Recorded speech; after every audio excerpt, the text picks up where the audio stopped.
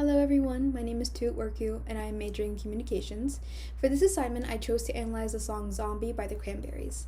The music video for Zombie was released in 1994. It combines performance footage of the lead singer Dolores O'Riordan covered in gold with black and white scenes of children and soldiers in Northern Ireland during a violent conflict known as the Troubles. This conflict was between two groups, one who wanted to remain a part of the United Kingdom and one who wanted to rejoin Ireland. This song was written in response to an unfortunate event where a bombing killed two children in Warrington, England. Because of this, the video strongly critiques the brutal, heartbreaking cycle of violence. This connects directly to Global Goal 16, which is peace, justice, and strong institutions. Goal 16 focuses on reducing violence, protecting children, and promoting justice. Specifically, this video relates to Target 16.1, which aims to reduce all forms of violence, 16.2, which aims to end violence against children, and 16.3, which promotes the rule of law and equal access to justice for all. Throughout the video, we see children playing in neighborhoods filled with soldiers and political murals. Even though they are just playing, violence surrounds them. This suggests that violence has become normalized and almost ordinary in their daily lives. That idea directly connects to Target 16.2 because exposure to constant conflict can deeply harm children, even if they're not physically attacked. The video also questions whether institutions like governments and law enforcement are truly protecting their citizens. If strong institutions are meant to ensure peace and safety, especially for children, then the heavy militarization shown in this video suggests those institutions have failed. Now, I want to explain three communication concepts from our textbook that help us understand this video: perception, selection, and loaded language. The first term is perception. According to Floyd, perception is how we interpret and assign meaning to what we see and experience. We are not just observing, we are actively interpreting. Two people can see the same thing and understand it differently based on their background or beliefs. In Zombie, perception plays a huge role. Around the 124 mark, we see children chasing each other with sticks, pretending they are weapons. Some viewers might see this as innocent play, but others might see something more disturbing: children imitating the violence they constantly witness.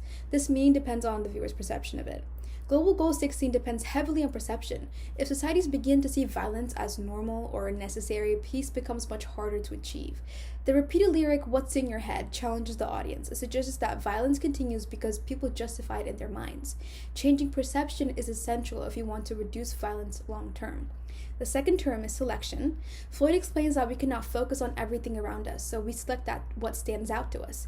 We are constantly filtering out information. The director of Zombie also makes deliberate choices around the 210 to 240 mark. The video shows children playing in the streets while armed soldiers stand nearby and political murals cover the walls. We do not see political debates or speeches. Instead, the focus is on children. This selection is powerful. By highlighting children instead of politicians, the video emphasizes who's truly affected by violence: regular civilians that are attacked by law enforcement and not people making the laws. It shows how conflict becomes background noise in everyday life. Violence is not dramatic or distant, it is woven into our environment. This connects directly to Target 16.2, which aims to end violence against children, and Target 16.1, which focuses on reducing violence overall. The video criticizes systems that allow violence to become a part of a child's normal surroundings. The third term I want to talk about is loaded language. Floyd explains that loaded language uses words with strong positive or negative connotations that influence how we feel about an issue. The word zombie itself is a loaded language and has very negative connotations. A zombie is lifeless, mindless, and controlled. By repeating the word zombie, the song passes judgment on the people who continue the violence. It suggests they are emotionally numb and blindly follow hatred.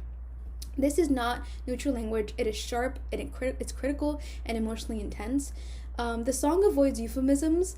It does not soften the issue. Instead, it uses strong, condemning language to highlight how destructive the violence is.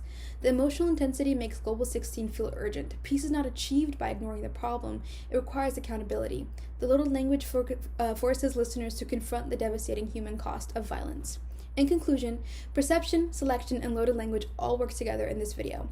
Perception shows how people interpret violence, selection shows whose stories are highlighted, and loaded language shows how strongly the issue is judged.